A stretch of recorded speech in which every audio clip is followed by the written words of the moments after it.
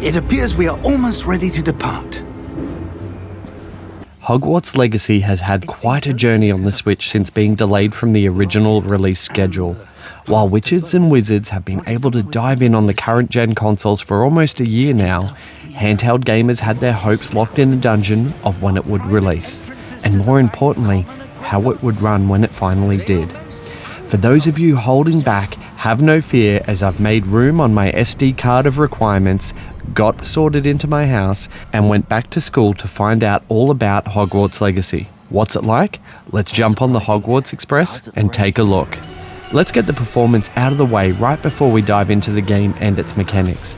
The game runs really well and still looks amazing despite the compromises to get it running on the hardware.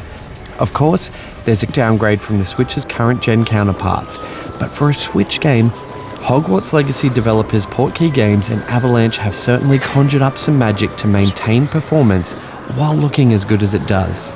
In my 11 hours of playing so far, I haven't experienced any major frame rate dips, and the only real performance or polish issues I can see are late asset load-ins such as bridges or trees taking a little bit longer than expected to switch to the higher detailed models when you get close to them.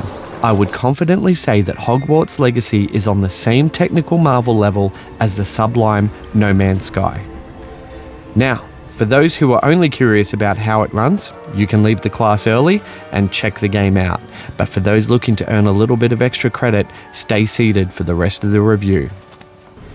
I just want to preface this review by saying that I'm not a huge Harry Potter fan.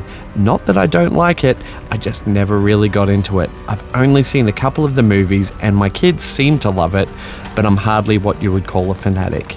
Or perhaps I should say before Hogwarts Legacy, I wasn't anyway.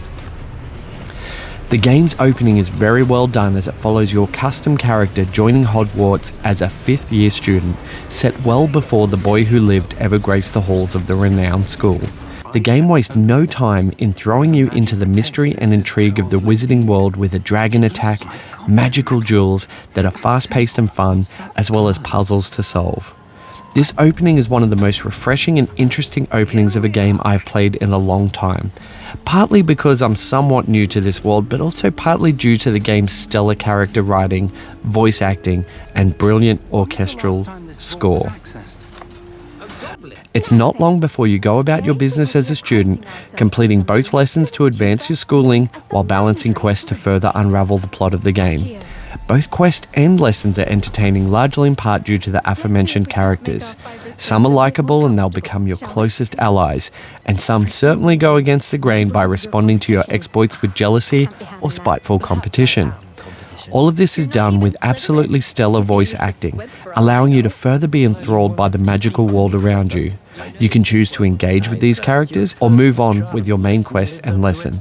None of the choices will have a negative impact on you at your time in Hogwarts, as even learning and using forbidden curses seems to go unpunished.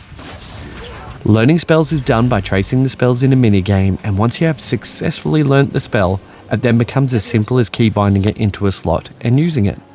Each spell has different cooldowns and you can improve them as you level up, assigning skill points that suit your playstyle. Many of these spells focus on combat, which is slick and fast-paced, and I found it tricky to start with, but the further into the game I dived, the more I felt like an accomplished wizard, juggling, blocking, and countering enemy attacks. You can also use objects in the environment to aid you in battle, using spells to fling barrels and rocks at your enemies in satisfying combat. Your time in Hogwarts Legacy isn't just limited to the school itself, which is rather impressive in scale and scope on its own right. Rather, you can explore the Highlands and surrounds that offer a myriad of side quests and collectibles to find. Items you find can be used to upgrade your defense and offense, and thankfully all items can be transmogrified, so you don't look like you're starring in Harry Potter and the Clown with bad fashion sense. Navigating the world is easy when you unlock fast travel waypoints and eventually learn to fly. Flying controls are tight and feel great, and for me, one of the best experiences of the game was participating in a flying lesson on school grounds and taking an impromptu tour of the campus.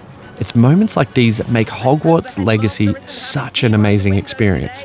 All of this is backed with an exceptional orchestral soundtrack that changes depending on your situation.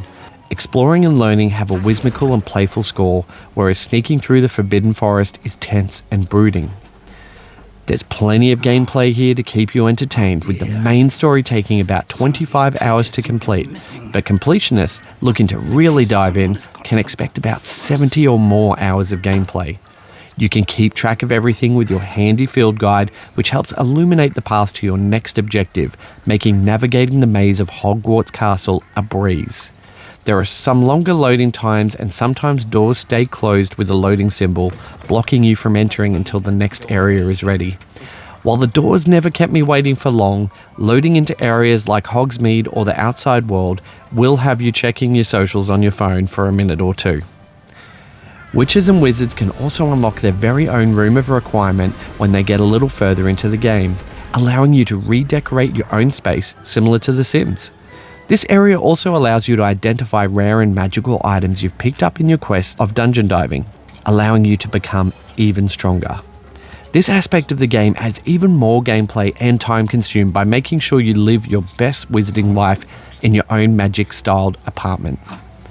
More recipes and customization items can also be unlocked by finding them outside the gates of Hogwarts in chests or by completing specific missions.